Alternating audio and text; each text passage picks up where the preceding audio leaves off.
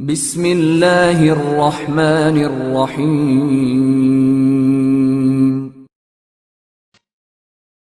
ایرانیوں کے مفتوحہ ممالک کے عیسائی باشندے جنہیں ہرکل کی فتوحات نے امید کی روشنی دکھائی تھی، زیادہ عرصہ اطمینان کا سانس نہ لے سکے۔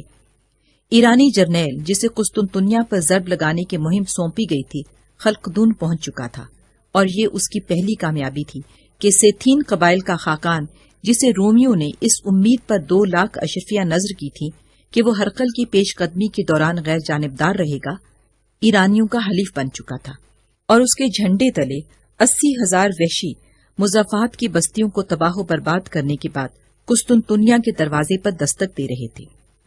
روم کے دارالحکومت کو اس سے بڑا خطرہ آج تک پیش نہیں آیا تھا۔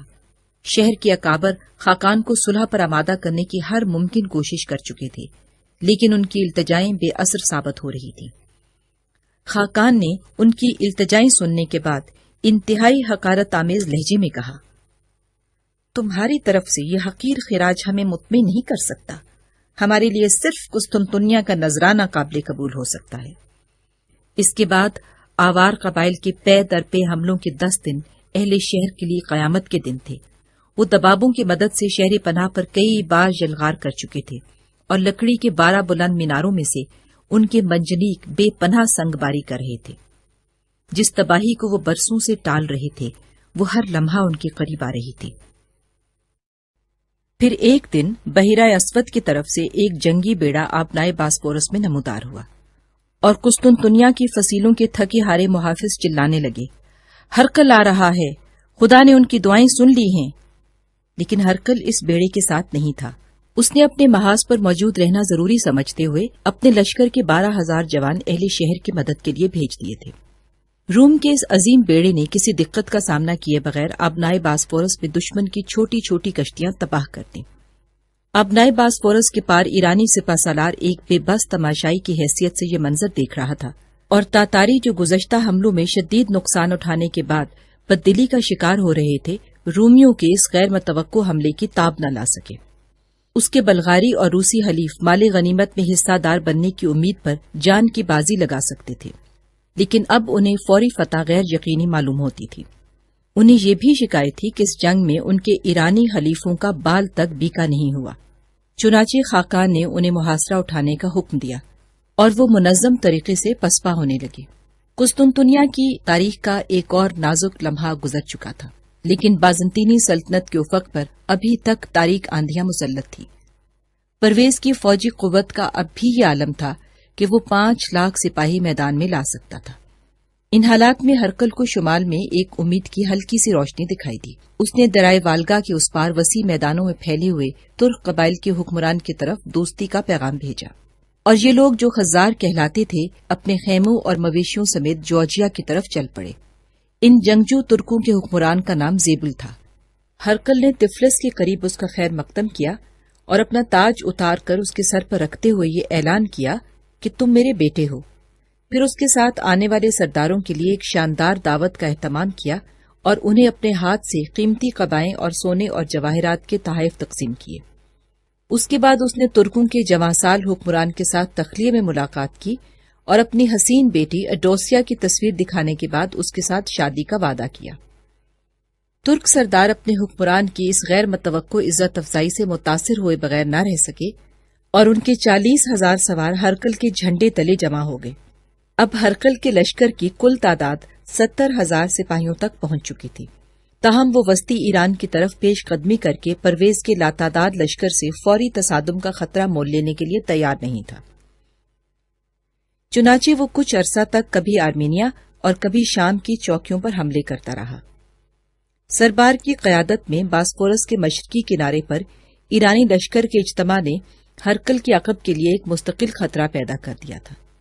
ان حالات میں اس کے لیے مشرق کی طرف پیش قدمی کرنا خطرے سے خالی نہ تھا، لیکن قدرت نے ایک بار پھر اس کی مدد کی۔ ایک دن پرویز کا ایلچی سربار کے نائب کے نام یہ حکم نامہ لے کر پہنچا کہ تم اپنے بزدل اور غدار سپہ سالار کا سر اتار کر ہمارے پاس بھیج دو، اور لشکر کی قیادت خود سنبھال لو۔ لیکن ایلچی نے پرویز کا یہ خط غلطی سے یا دیدہ و دانستہ سربار کے ہاتھ میں دے دیا۔ سربار کو اپنے بے رحم آقا کے متعلق پہلے بھی کوئی خوش فہمی نہ تھی، چنانچہ اس نے پرویز کی طرف سے ایک جعلی حکم نامہ تیار کیا اور اس میں فوج کے 400 چیدہ چیدہ افسروں کے نام لکھ دیے۔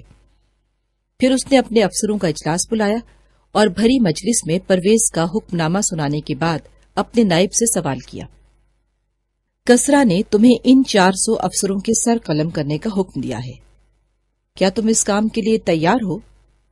سربار کا نائب کوئی جواب نہ دے سکا اور فوج کے سرداروں نے متفقہ طور پر اپنے ظالم حکمران کے خلاف بغاوت کا جھنڈا بلند کرنے کا فیصلہ کر لیا۔ لیکن سربار نے ان کا جوش و خروش ٹھنڈا کرنے کے بعد کہا، ہم اب رومیوں کے ساتھ شامل ہو کر اپنے ملک پر چڑھائی نہیں کریں گے، میرا مشورہ یہ ہے کہ ہم اس جنگ میں غیر جانبدار ہو جائیں۔ ایرانی سرداروں نے اپنے سپہ سالار کی یہ تجویز مان لی اور سربار نے ہرقل کو یہ پیغام بھیج دیا کہ میرے سپاہی تمہارے خلاف آئندہ کسی جنگ میں حصہ نہیں لیں گے۔ سربار خلقدون کے ایرانی لشکر کے سپہ سالار کا نام تھا۔ بعض روایات کے مطابق یہ ایلچی پرویز کی طرف سے نہیں آیا تھا، بلکہ ہرقل نے ایرانی لشکر کو پرویز سے بدظن کرنے کے لیے ایک کامیاب سازش کی تھی۔ یہ فٹ نوٹس میں لکھی گئی وضاحتیں ہیں۔ خدائے رحمان و رحیم کے نام سے محمد صلی اللہ علیہ وآلہ وسلم کی طرف سے کسریٰ رئیس وارث کے نام، سلام ہے اس شخص پر جو ہدایت کا پیرو ہو اور خدا اور اس کے نبی پر ایمان لائے اور یہ گواہی دے کہ خدا صرف ایک خدا ہے اور اس نے مجھے ساری دنیا کا پیغمبر مقرر کر کے بھیجا ہے تاکہ وہ ہر زندہ شخص کو خدا کا خوف دلائے۔ تو اسلام قبول کر تو سلامت رہے گا، ورنہ مجوسیوں کا وبال تیری گردن پر ہوگا۔ کچ کلاہی ایران کو سرور عالم صلی اللہ علیہ وآلہ وسلم کا یہ خط اس وقت ملا جبکہ وہ اپنی تمام شان و شوکت کے ساتھ درائے کرسو کے کنارے پڑاؤ ڈالے ہوئے تھا، لیکن ان حالات میں اللہ کے اس برگزیدہ رسول نے اس کے پاس اپنا ایلچی بھیجا تھا جس کی ظاہری حکمرانی ابھی تک مہاجرین مکہ اور انصار مدینہ کے قلوب تک محدود تھی۔ اسے ایک ایسے فرما روا نے اطاعت کی دعوت دی تھی جس کے جانثاروں کو پیٹ بھر کر 2 وقت کا کھانا بھی نصیب نہیں ہوتا تھا، جس کے پاس کوئی ناقابل تسخیر قلعہ یا کوئی باقاعدہ فوج نہ تھی، اور جو مال و دولت کے ان تمام ظاہری وسائل سے محروم تھا جو ایک انسان کو دوسرے انسان پر بالادستی عطا کرتے ہیں۔ پھر آج تک دنیا کے کسی انسان نے اپنے خط میں کچ کلاہ ایران کے نام سے پہلے اپنا نام لکھنے کی جسارت نہیں کی تھی۔ جب شاہی مترجم اس خط کا مضمون سنا رہا تھا تو حاضرین دربار، جن کے لیے یہ تحریر ایک مذاق سے زیادہ نہ تھی، بڑی مشکل سے اپنے قہقہے ضبط کر رہے تھے۔ کسریٰ کچھ دیر غصے اور اضطراب کی حالت میں قاصد کی طرف دیکھتا رہا۔ اچانک اس نے مترجم کے ہاتھ سے حضور کا نامہ مبارک چھین کر اسے پرزے پرزے کر دیا اور پھر یمن کے حاکم بازان کے نام یہ فرمان لکھوایا کہ نبوت کے اس مدعی کو جس نے ہمارے ساتھ مخاطب کرنے کی جسارت کی ہے گرفتار کر کے ہمارے پاس بھیج دو۔ پرویز اور اس کے درباری صرف اتنا جانتے تھے کہ جب یمن کے گورنر کا ایک معمولی قاصد اہل مدینہ کو یہ پیغام دے گا کہ اگر تم اپنی خیریت چاہتے ہو تو محمد کو ہمارے حوالے کر دو، تو عرب کے کسی خاندان یا قبیلے کو مزاحمت کی جرت نہیں ہوگی۔ ہرقل اور اس کے ترک اتحادیوں کے لشکر نے دریائے آراس کے آس پاس کے علاقوں میں تباہی مچانے کے بعد جنوب کی طرف پیش قدمی کی اور دجلہ کے کنارے اس وسیع میدان میں ڈیرے ڈال دیے جہاں ابھی تک نینوا کے کھنڈرات دکھائی دیتے تھے۔ اس عرصہ میں ایرانی لشکر کے سپہ سالار کو، جس کی کارگزاری ابھی تک معمولی حملوں کے بعد دشمن کا تعاقب جاری رکھنے پر محدود تھی، ایک فیصلہ کن جنگ لڑنے کا حکم مل چکا تھا۔ چنانچہ 100 روم اور ایران کے لشکر ایک دوسرے کے سامنے کھڑے تھے۔ پھر سواروں اور پیادوں کی صفیں حرکت میں آئیں اور نینوا کا میدان گرد و غبار کے بادلوں میں چھپ گیا۔ اس خونریز مارکے میں ہرقل کی ذاتی شجاعت اس کے دوستوں اور دشمنوں کے لیے یکساں حیران کن تھی۔ وہ جانثاروں کے ایک دستے کے ساتھ دشمن کی صفیں چیرتا ہوا ان کے قلب تک جا پہنچا۔ ایرانی لشکر کے سپہ سالار کے علاوہ 2 مشہور سردار اس کے ہاتھوں قتل ہوئے۔ ایک ایرانی کا نیزہ لگنے کے باعث اس کا ہونٹ کٹ چکا تھا، اس کے مشہور گھوڑے کی ایک ٹانگ زخمی ہو چکی تھی، تاہم وہ دشمن کا گھیرا توڑ کر واپس اپنے لشکر سے آ ملا، اور رومی جو ایرانیوں کے سپہ سالار کی ہلاکت کی خبر سن کر شیر ہو گئے تھے، بے تحاشا دشمن پر ٹوٹ پڑے، اور ایرانی جن کے نزدیک اپنے سپہ سالار کی موت ایک بدترین شگون تھا، سراسیمگی کی حالت میں پیچھے ہٹنے لگے۔ جب آہستہ آہستہ نینوا کے میدان سے گرد و غبار چھٹنے لگا تو وہ جو اپنی تعداد اور اپنے اسلحہ کی برتری کو اپنی فتح کی ضمانت خیال کرتے تھے، اپنے پیچھے لاتعداد لاشیں دیکھ رہے تھے، اور وہ جنہیں کمزور اور حقیر خیال کیا گیا تھا ان کے بکھرے ہوئے پرچم روند رہے تھے۔ ایرانیوں نے کئی بار جوابی حملے کیے، لیکن رومیوں کے جوش و خروش نے انہیں پاؤں جمانے کا موقع نہیں دیا۔ غروب آفتاب کے وقت وہ میدان کارزار سے ایک طرف ہٹ کر از سر نو صفیں باندھ رہے تھے۔ جنگ کے میدان میں تلواروں کی جھنکار اور لڑنے والوں کے نعروں کے بجائے دم توڑنے والے زخمیوں کی چیخیں سنائی دے رہی تھیں۔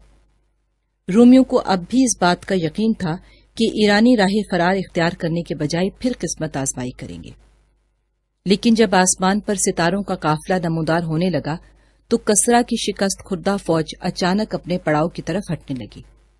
ہرکل کے سپاہی رات بھر جنگ میں کام آنے والے ساتھیوں کی لاشیں دفن کرنے اور زخمیوں کی مرہم پٹی میں مشغول رہے، اور الس صبح انہیں یہ معلوم ہوا کہ دشمن کا پڑاؤ خالی ہو چکا ہے۔ تھکے ہوئے رومیوں کو اس غیر متوقع فتح کے بعد آرام کی ضرورت تھی، لیکن انہوں نے دشمن کا پیچھا کرنا زیادہ ضروری خیال کیا۔ رومی لشکر پہلی بار آسٹریا کے زرخیز میدانوں میں فتوحات کے جھنڈے گاڑتا ہوا آگے بڑھا۔ چند دن بعد دستگرد کا عظیم شہر ایک عبرت ناک تباہی کا سامنا کر رہا تھا۔ شاہی محل آگ کا ایک مہیب الاؤ نظر آتا تھا، اور پرویز جو رومیوں کی آمد سے 9 دن قبل وہاں سے رفو چکر ہو چکا تھا، مدائن کا رخ کر رہا تھا۔ یہ واقعات جس قدر ناقابل یقین تھے، اسی قدر عبرتناک تھے۔ پرویز کو نینوا کی شکست کے بعد دستگرد کی طرف سے ہرکل کی پیش قدمی کی اطلاع ملی تو اس کے خوف اور اضطراب کا یہ عالم تھا کہ وہ رومیوں کی آمد سے 9 دن قبل اپنے وزیروں اور جرنیلوں سے مشورہ کیے بغیر رات کے وقت ایک چور دروازے سے نکل کر مدائن کی طرف چل دیا۔ دستگرد کی فوج نے اپنے بزدل حکمران کی اطاعت سے زیادہ رومیوں کے خوف کے باعث اس کے احکام کی تعمیل کی، اور افراتفری کے عالم میں جو خزانہ ان کے ہاتھ لگا اس کو لے کر مدائن کی طرف چل پڑے۔ قیصر کا لشکر ایک آتشین طوفان کی طرح دستگرد پر نازل ہوا، اور کسرا کے محلات آگ کے مہیب الاؤ دکھائی دینے لگے۔ دستگرد میں رومی فوج کے حصے کا بیشتر کام ہرکل کی آمد سے پہلے ختم ہو چکا تھا۔ وہ ہزاروں غلام جنہیں مغرب کے مفتوحہ ممالک سے ہانک کر دستگرد میں جمع کیا گیا تھا، اور جو برسوں سے انتہائی بے چارگی کی حالت میں یوم حساب کا انتظار کر رہے تھے، انہوں نے ایرانی لشکر کے نکلتے ہی شہر میں لوٹ مار اور قتل و غارت کا طوفان برپا کر دیا۔ جب ہرکل کا لشکر شہر میں داخل ہوا تو اس کی گلیوں اور بازاروں میں ان بچوں، بوڑھوں اور عورتوں کی لاشیں بکھری ہوئی تھی جنہیں اپنے عیسائی غلاموں سے بچ کر بھاگنے کا موقع نہیں ملا تھا۔ ایرانی دستگرد کی بیشتر دولت نکال کر لے گئے تھے، لیکن اس کے باوجود جو سونا اور چاندی ہرکل کے ہاتھ لگا وہ اس کی توقع سے کہیں زیادہ تھا۔ مدائن کے قریب پہنچ کر ہرکل کو اس بات کا احساس ہونے لگا کہ اس کا لشکر کئی ہفتوں کی مسلسل بے آرامی کے باعث نڈھال ہو چکا ہے، اور اس حالت میں اس کے لیے ایران کے اس عظیم شہر پر جلغار کرنا خطرے سے خالی نہیں۔ ہرکل اتنی عظیم فتوحات کے بعد کسی ناکامی یا شکست کا معمولی خطرہ مول لینے کے لیے بھی تیار نہ تھا۔ چنانچہ اس نے مزید تیاریوں کے بعد ایران پر آخری ضرب لگانے کی نیت سے اپنے لشکر کو واپسی کا حکم دیا۔ اب اس کی منزل مقصود تبریز کا علاقہ تھا، جہاں پڑاؤ ڈال کر وہ اطمینان کے ساتھ ایک نئے حملے کے لیے تیاریاں کر سکتا تھا۔ جب وہ آسٹریا کے میدانوں سے نکل کر پہاڑی علاقوں میں داخل ہوا تو برف باری شروع ہو چکی تھی، لیکن فاتحہ لشکر نے قریباً 5 ہفتے انتہائی عزم اور استقلال کے ساتھ برف باری کے شدید طوفانوں میں اپنا سفر جاری رکھا اور تبریز کے قریب ڈیرے ڈال دیے۔ فٹ نوٹ میں لکھی وضاحت پیش خدمت ہے۔ ہرکل نے دستگرد کا مال غنیمت بحیرہ اسود کے راستے قسطنطنیہ روانہ کیا تھا، لیکن وہ جہاز جس پر یہ سونا اور چاندی لادا گیا تھا طوفان کے باعث سمندر میں غرق ہو گیا۔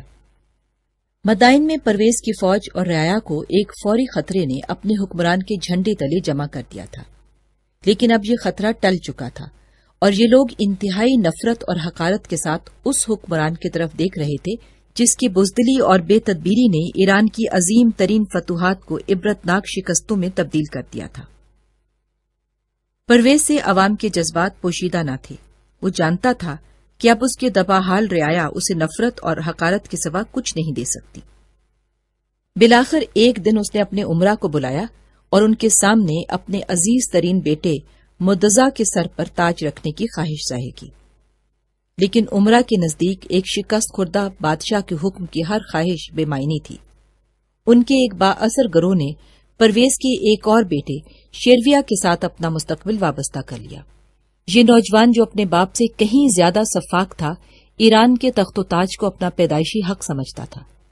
اس نے عمرہ کو انعامات اور سپاہیوں کو زیادہ تنخواہوں کا لالچ دیا اور ایک طویل جنگ کے آلام و مصائب سے دل برداشتہ عوام کو یہ مژدہ سنایا کہ میں تمہیں امن دوں گا۔ کسریٰ کو اس وقت ہوش آیا جب شیرویہ کی سازش کامیاب ہو چکی تھی اور مدائن کے سپاہی، عمرہ اور عوام اسے اپنا بادشاہ تسلیم کر چکے تھے۔ پرویز نے بھاگنے کی کوشش کی، لیکن سپاہیوں نے اسے مدائن کے دروازے سے باہر نکلنے کا موقع نہ دیا اور پکڑ کر شیرویہ کے سامنے لے آئے۔ شیرویہ نے اپنے باپ کی آنکھوں کے سامنے یکے بعد دیگرے اپنے 18 بھائیوں کے سر قلم کروا دیے اور اس کے بعد اسے مدائن کے قید خانے کی ایک تاریک کوٹری میں بند کر دیا۔ بعض روایات کے مطابق شیرویہ کے ہاتھوں پرویز کے قتل ہونے والے بیٹوں کی تعداد 15 تھی۔ شیرویہ نے اپنے باپ کو زندگی کے عذاب سے نجات دلانے کے لیے 5 دن کسی موزوں قاتل کی تلاش میں گزار دیے۔ بالآخر اسے ہرمز نامی ایک نوجوان نے، جس کے باپ کو پرویز نے قتل کروایا تھا، اپنی خدمات پیش کرتے ہوئے کہا، ایک بیٹے کے لیے اپنے باپ کے قاتل سے انتقام لینا جائز اور درست ہے۔ شیرویہ نے جواب دیا، تم اپنے باپ کا انتقام لے سکتے ہو۔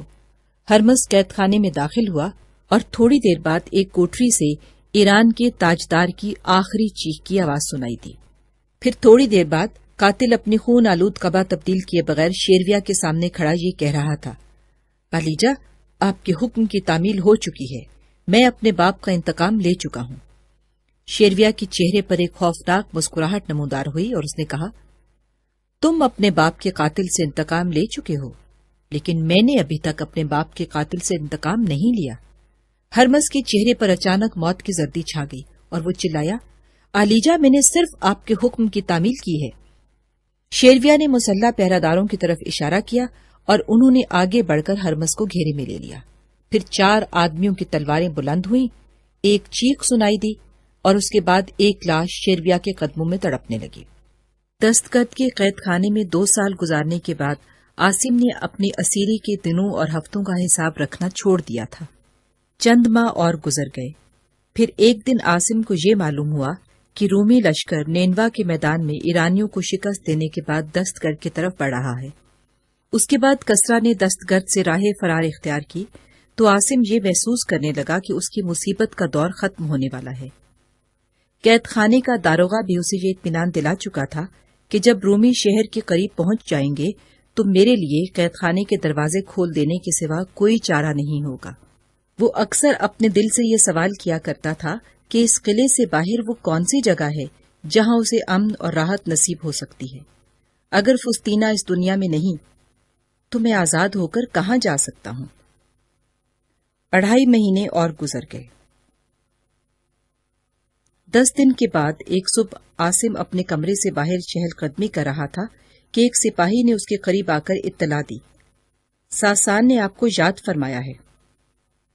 وہ مدائن سے واپس آ گئے ہیں؟ جی ہاں۔ کب؟ وہ آدھی رات کے قریب یہاں پہنچ گئے تھے۔ تھوڑی دیر بعد عاصم ایک کشادہ کمرے میں داخل ہوا۔ ساسان کے ساتھ ایک اور ضعیف العمر آدمی جس کی بھویں تک سفید ہو چکی تھی بیٹھا ہوا تھا۔ تم انہیں جانتے ہو؟ ساسان نے عاصم کو دیکھتے ہی سوال کیا۔ عاصم نے غور سے عمر رسیدہ آدمی کی طرف دیکھا اور پریشان سا ہو کر بولا، آپ کو ایک قیدی کی یادداشت کا امتحان نہیں لینا چاہیے۔ اب میرے دل میں صرف اپنے آلام و مصائب کی یاد باقی رہ گئی ہے۔ عمر رسیدہ آدمی نے کہا، میرا نام مہرداد ہے اور تم ایک قیدی نہیں ہو۔ عاصم چند ثانیے بے حس و حرکت کھڑا رہا، پھر اس کے دل کی دھڑکن تیز ہونے لگی اور تشکر کے جذبات اس کی پتھرائی ہوئی آنکھوں میں آنسو بن کر چھلکنے لگے۔ مہرداد نے کہا، تم آزاد ہو اور قید خانے کے دروازے پر ایک گھوڑا تمہارا انتظار کر رہا ہے۔ عاصم نے ساسان کی طرف دیکھا اور لرزتی ہوئی آواز میں سوال کیا، کیا میں سچ مچ آزاد ہوں؟ ہاں، تم آزاد ہو۔ شہنشاہ سے تمہاری رہائی کا فرمان ایک ایسے بزرگ نے حاصل کیا ہے جو اس وفد کے ساتھ گیا تھا۔ ساسان نے یہ کہہ کر میز سے ایک کاغذ اٹھایا اور عاصم کے ہاتھ میں دے دیا۔ عاصم نے تشکر آمیز نظروں سے ساسان کی طرف دیکھا اور پھر مہرداد کی طرف متوجہ ہو کر کہا، میرے لیے یہ سمجھنا مشکل نہیں کہ وہ بزرگ کون ہے۔ میں آپ کا شکر گزار ہوں۔ آپ ان رومیوں سے ملے تھے جو سین کے ساتھ دستگرد آئے تھے؟ مہرداد نے کہا، نہیں، ان میں سے کسی کے ساتھ میری واقفیت نہیں تھی۔ آپ کو معلوم ہے کہ سین اپنی بیوی اور بچے خلقدون چھوڑ آیا تھا؟ مہرداد نے جواب دیا، ہاں مجھے معلوم ہے۔ اب وہ کہاں ہیں؟ مہرداد نے کہا، ان کے متعلق میں نے صرف یہ سنا ہے کہ سین کے قتل کے بعد پرویز نے اس کی بیوی اور لڑکی کے متعلق یہ حکم بھیجا تھا کہ انہیں دستگرد پہنچا دیا جائے، لیکن پرویز کا حکم پہنچنے سے 2 دن قبل وہ کہیں روپوش ہو چکی تھی۔ قلعے کے محافظ صرف اتنا جانتے تھے کہ وہ شام کے وقت سیر کے لیے نکلی تھیں اور پھر واپس نہیں آئی تھیں۔ ان کا ایک ملازم بھی ان کے ساتھ ہی لاپتہ ہو چکا ہے۔ عاصم کی قوت برداشت جواب دے چکی تھی۔ اس نے ساسان کی طرف دیکھا اور کرب انگیز لہجے میں کہا، کیا میں جا سکتا ہوں؟ مہرداد نے کہا، تم جا کر تیاری کرو، ہم قلعے کے دروازے پر تمہارا انتظار کریں گے، لیکن میں یہ پوچھنا چاہتا ہوں کہ تم کہاں جانا چاہتے ہو؟ مجھے معلوم نہیں، عاصم نے بھرائی ہوئی آواز میں جواب دیا، اور اس کے ساتھ ہی آنسو جنہیں وہ بڑی مشکل سے ضبط کیے ہوا تھا اس کی آنکھوں سے ابل پڑے۔ مہرداد نے اٹھ کر اس کے کندھے پر ہاتھ رکھتے ہوئے کہا، شاید تمہیں یہ معلوم نہیں کہ سین میرا بہترین دوست تھا، اور اگر میرا بیٹا ایرج زندہ ہوتا تو فسطینہ میری بہو ہوتی۔ نہیں، عاصم نے جواب دیا، میں اپنے محسن کو خوش کرنے کے لیے جھوٹ نہیں بولوں گا۔ اگر ایرج اپنی موت سے پہلے آپ سے ہم کلام ہو سکتا تو وہ آپ سے یہ کہتا کہ فسطینہ نے آپ کے بیٹے کی مسرتوں میں شریک ہونے کے بجائے ایک ایسے انسان کی بدنصیبی میں حصہ دار بننا قبول کر لیا تھا جو اسے محبت کے آنسوں کے سوا کچھ نہیں دے سکتا۔ نادان لڑکی مرمری ایوانوں سے منہ پھیر کر اس غریب الدیار کی رفاقت قبول کرنے پر آمادہ تھی جو اسے ایک جھونپڑا بھی عطا نہیں کر سکتا تھا۔ مہرداد دیر تک سکتے کے عالم میں اس کی طرف دیکھتا رہا۔ بالآخر اس نے کہا، اگر تم فسطینہ کو تلاش کر سکو تو تمہیں جھونپڑا تلاش کرنے کی ضرورت پیش نہیں آئے گی۔ میرے گھر کا دروازہ تمہارے لیے ہر وقت کھلا رہے گا۔ میں یہی سمجھوں گا کہ ایرج ایک نئے وجود میں میرے پاس واپس آ گیا ہے۔ عاصم نے تشکر آمیز لہجے میں جواب دیا، ممکن ہے کہ میں کسی دن آپ کے پاس پناہ لینے پر مجبور ہو جاؤں، لیکن اس وقت میں کوئی وعدہ نہیں کر سکتا۔ اس نے باری باری ان سب کے ساتھ مصافحہ کیا اور گھوڑے پر سوار ہو گیا۔ ساسان نے چند قدم اس کا ساتھ دیا اور دروازے سے باہر نکل کر دوبارہ اس کے ساتھ مصافحہ کرتے ہوئے کہا، جب تم خرجین میں ہاتھ ڈالو گے تو تمہیں ایک چمڑے کی تھیلی ملے گی۔ یہ مہرداد کا تحفہ ہے، اس کی یہ خواہش ہے کہ تمہیں سفر کے دوران کوئی تکلیف نہ ہو۔ عاصم نے کئی دن درائے فرات کے ساتھ ساتھ اپنا سفر جاری رکھا۔ ایک دن دوپہر کے وقت وہ حلب سے چند کوس دور دریا کے کنارے ایک بستی میں داخل ہوا اور سرائے سے کھانا کھانے اور گھوڑا تبدیل کرنے کے بعد دریا عبور کرنے کی نیت سے گھاٹ کی طرف چل دیا، لیکن وہاں پہنچ کر معلوم ہوا کہ بستی کی تمام کشتیاں دوسرے کنارے جمع ہونے والے مسافروں کو لانے کے لیے روانہ ہو چکی ہیں۔ عاصم جو شام سے پہلے اگلی منزل تک پہنچنے کے لیے بے قرار تھا، انتہائی اضطراب کی حالت میں کشتیوں کی واپسی کا انتظار کر رہا تھا۔ ایک ساتھ بعد 5 کشتیاں مسافروں اور ان کے گھوڑوں سمیت واپس آ رہی تھی۔ بیشتر مسافر اپنے لباس سے ایرانی فوج کے افسر اور سپاہی معلوم ہوتے تھے، لیکن سب سے اگلی کشتی پر 8 آدمی رومیوں کا لباس پہنے ہوئے تھے۔ کشتیاں قریب آ چکی تھیں اور عاصم دم بخود کھڑا سب سے اگلی کشتی پر ایک جانی پہچانی صورت دیکھ رہا تھا۔ یہ ولیریس تھا۔ عاصم کے دل کی دھڑکن کبھی تیز اور کبھی سست ہو رہی تھی۔ وہ کبھی مسرت کے 7ویں آسمان پر پرواز کر رہا تھا اور کبھی مایوسی کے سمندر میں غوطے لگا رہا تھا۔ ولیریس جو ایک ایرانی سے باتیں کر رہا تھا اچانک ساحل کی طرف متوجہ ہوا اور اس کی نگاہیں عاصم کے چہرے پر مرکوز ہو کر رہ گئی۔ پھر اس نے اپنے دونوں ہاتھ بلند کر دیے، کشتی کنارے پر لگی۔ آسم اپنے گھوڑے کی باگ چھوڑ کر آگے بڑھا اور ویلیریس کشتی سے کود کر اس کے ساتھ لپٹ گیا۔ آسم نے کچھ کہنے کی کوشش کی لیکن اس کی آواز حلق سے باہر نہ آ سکی، تاہم اس کی نگاہیں ویلیریس کو متاثر کرنے کے لیے کافی تھیں۔ اس نے آسم کے کندھے پر ہاتھ رکھتے ہوئے کہا، آسم، فستینہ زندہ ہے، اور آسم کے سامنے ساری کائنات اپنی حسین مسکراہٹوں کے ساتھ رقص کرنے لگی۔ وہ کہاں ہے؟ اس نے لرزتی ہوئی آواز میں سوال کیا، اور اس کے ساتھ ہی اس کی آنکھوں سے آنسو ابل پڑے۔ وہ قسطنطنیہ میں ہے اور ہم بہت جلد وہاں پہنچ جائیں گے۔ تھوڑی دیر بعد آسم، ویلیریس اور دوسرے رومی کشتی پر سوار ہو کر دوسرے کنارے کا رخ کر رہے تھے، اور ایرانی جو ان کے ساتھ آئے تھے اپنے ہاتھ بلند کر کے انہیں الوداع کہہ رہے تھے۔ آسم نے پوچھا، یہ ایرانی خلقدون سے آپ کے ساتھ آئے ہیں؟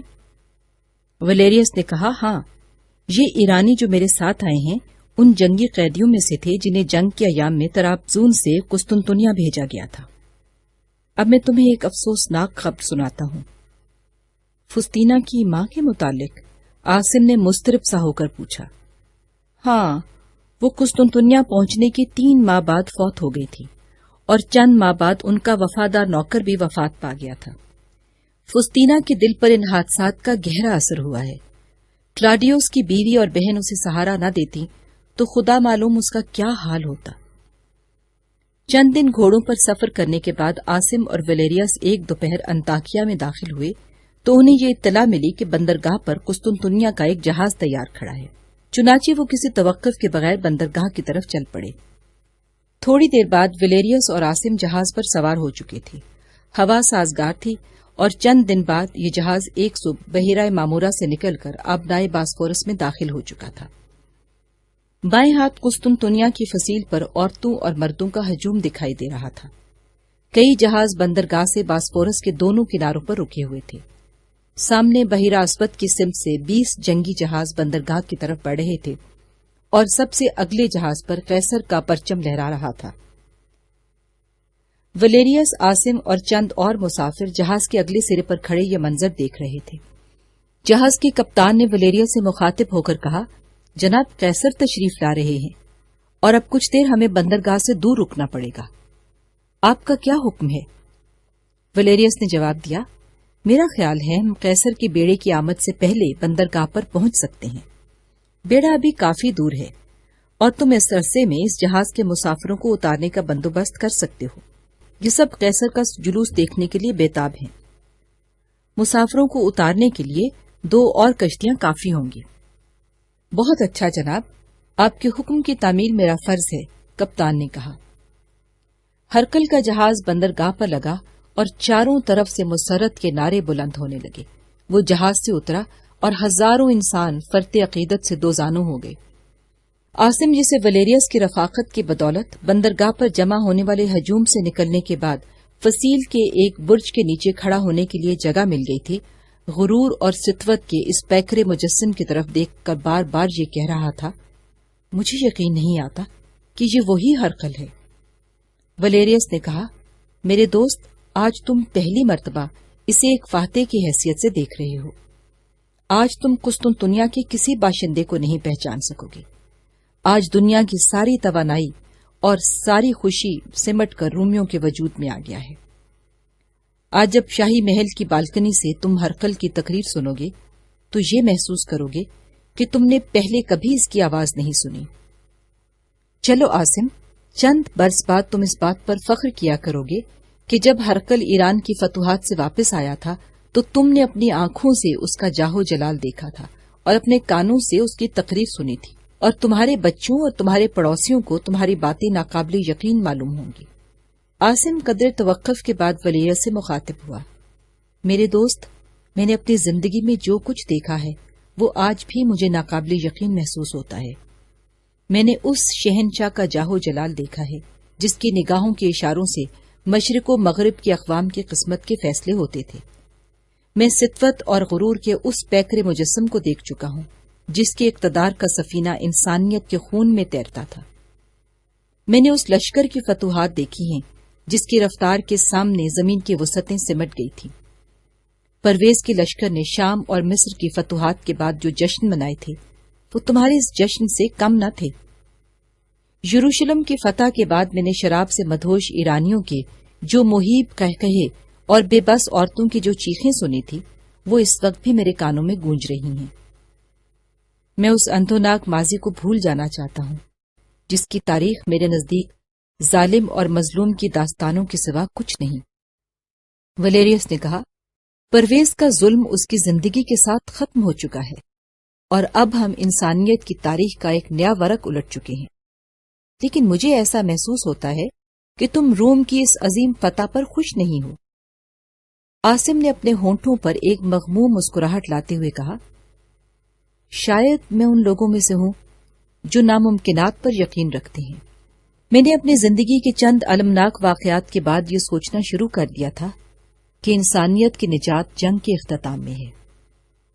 پھر میں نے اپنے آپ کو یہ فریب دینے کی کوشش کی تھی کہ دنیا پر ایک عظیم شہنشاہ کے غلبے سے قبیلوں، نسلوں اور ملکوں کی جنگ ختم ہو جائے گی، اور میرے نزدیک وہ عظیم شہنشاہ خسرو پرویز تھا۔ لیکن مجھے معلوم ہوا کہ طاقت ایک جابر انسان کو انصاف کی طرف مائل نہیں کرتی بلکہ اور زیادہ جابر بنا دیتی ہے۔ اس کے بعد قیصر کی فتح میرے لیے ایک معجزہ تھی، اور میں نے قید سے رہا ہونے کے بعد یہ محسوس کیا، قیصر کی یہ متوقع کامیابی امن اور عدل و انصاف کے متعلق سین کے سپنوں کی تعبیر ہے۔ لیکن آپ برا نہ مانیے، ابھی تھوڑی دیر قبل جب میں قیصر کو رتھ پر سوار ہوتے دیکھ رہا تھا تو مجھے ایسا محسوس ہوتا تھا کہ کسریٰ پرویز دوبارہ زندہ ہو گیا ہے۔